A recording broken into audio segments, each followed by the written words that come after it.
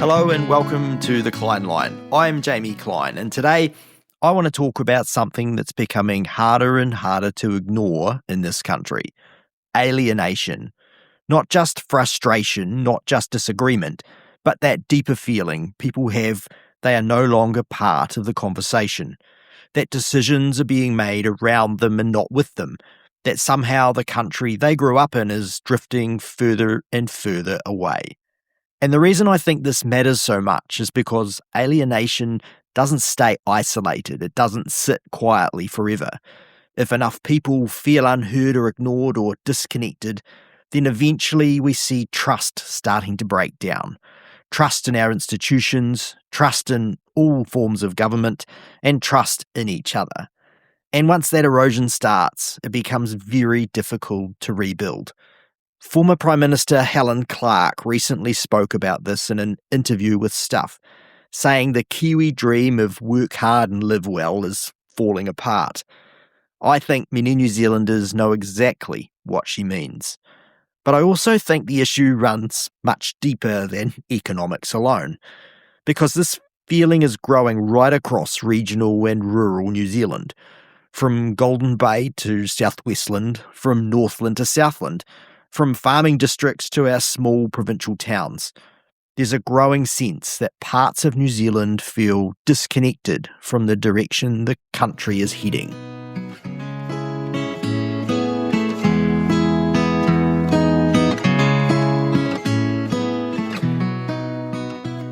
There's a phrase you hear often now in regional communities. In fact, I would say it epitomises the regional disconnect.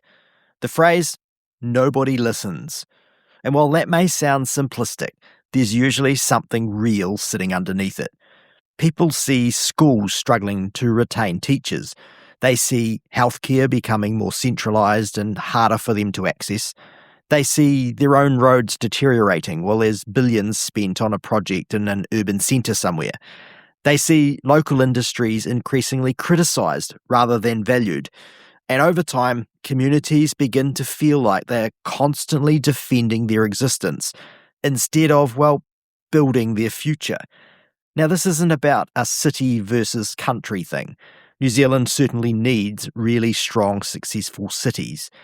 But we also need strong regions, because regional New Zealand is not peripheral to the economy. When you think about it, it really underpins it. You see, the regions are where we grow our food, where we produce energy, where we harvest timber, we generate export revenue, where we frankly support the tourism industry, where we extract our minerals and provide much of the resilience this country depends on. Yet increasingly, people in regional New Zealand feel decisions that affect their livelihoods are made by people who may have never spent meaningful time in those communities. Now, that disconnect matters, because good policy only works when it understands the reality on the ground. And sometimes I think New Zealand has become too centralised, politically, economically and culturally. Too much power, too much decision-making, and too much influence concentrated in a few urban centres. Meanwhile, smaller communities will often feel they are expected to adapt to decisions that they've had very little role in shaping. And that creates frustration. But eventually, some of that frustration becomes alienation. Now, I don't think alienation appeared overnight, and I don't think it belongs to one political party either. This has been building for years. Part of it is economic. People feel squeezed, definitely. Costs rise faster than wages.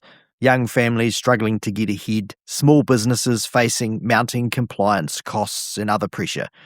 Farmers, contractors, tradespeople in regional industries often feel they are carrying increasing burdens while almost being talked down to at the same time.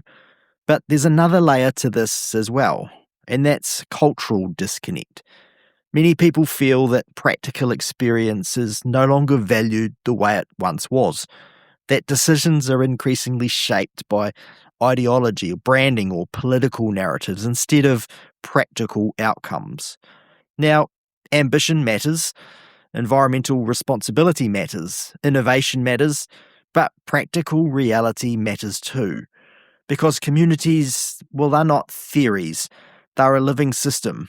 People need roads that work, they need reliable power, they need access to good healthcare, local jobs, affordable transport, and strong volunteer organisations. All of the things that pull together and make great community connection. And when those things begin weakening, well, people notice, especially in regional New Zealand, where resilience matters every single day. The irony is that regional communities are often incredibly self-reliant. They are the ones that rally during floods, that support each other during other community hardship. They volunteer, they adapt. But even resilient communities can feel worn down when they believe nobody is listening.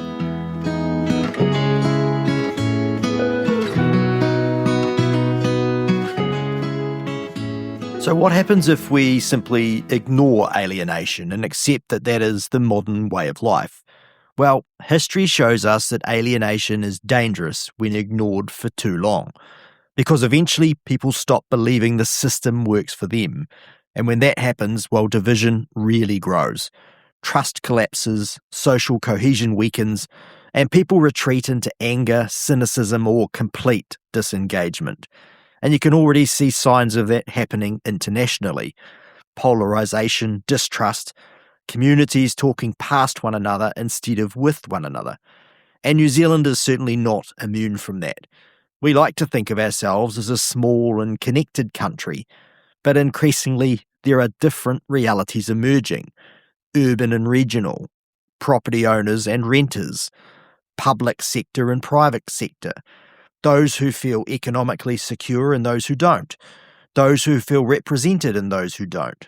The danger is not in disagreement. Healthy democracies need disagreement. The danger is when people stop believing they belong in the same national conversation together as one country. Because once alienation hardens into resentment, rebuilding unity becomes so much harder. So, do we just give up, or are there some things that could help? Well, here's the important part. Alienation is not inevitable, and I actually think New Zealand can turn this around, but it requires a shift in mindset.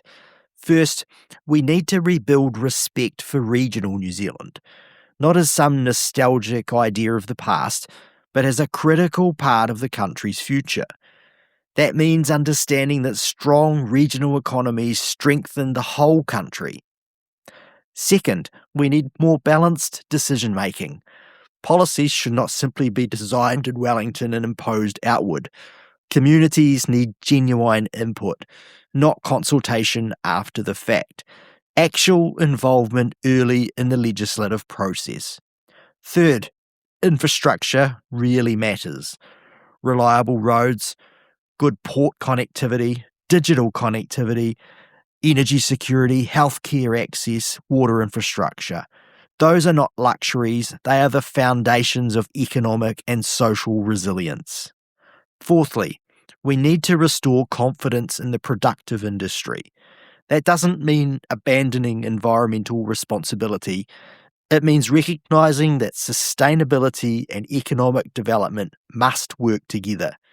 A country that cannot produce, build, generate or grow things becomes really vulnerable very quickly. And fifth, perhaps most importantly, we need to lower the temperature of public debate. Too much modern politics relies on division. Too much energy goes into labelling and attacking and dismissing people. But most New Zealanders are actually practical people. They want balance, fairness, opportunity and stability. And they want to feel heard. They don't want to be demonised or ignored or lectured to. Just heard.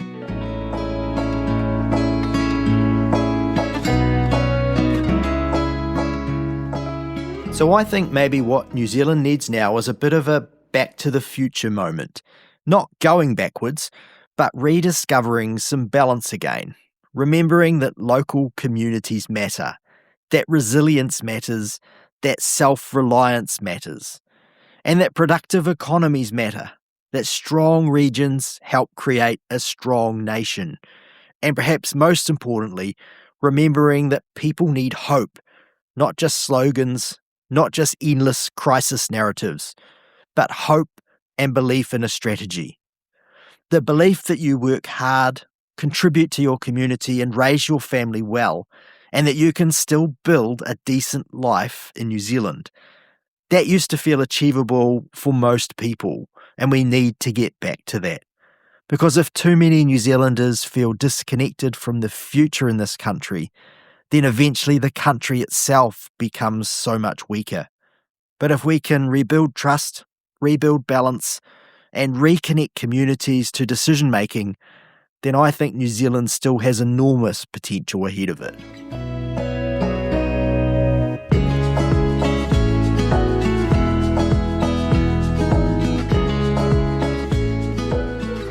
Thanks for listening to the Cleine Line. I hope this episode resonated with you and you choose to share it around.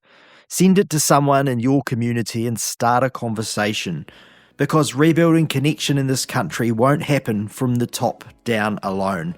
It starts community by community, conversation by conversation, and maybe that's how we begin closing the divide. Thank you for listening. See you next time. I'm Jamie Cleine, and this has been The Cleine Line.